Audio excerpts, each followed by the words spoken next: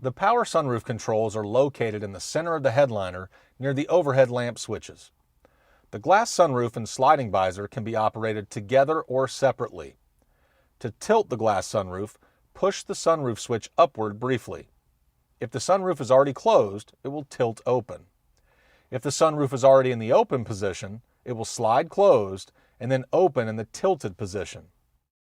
To open the glass sunroof and sliding visor together, slide the sunroof switch back to the resistance point and hold. The glass sunroof and sliding visor will now open together as long as the switch is held down.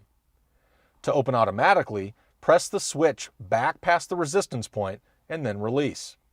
The glass sunroof and sliding visor will now open automatically. Pressing the switch again will stop this motion.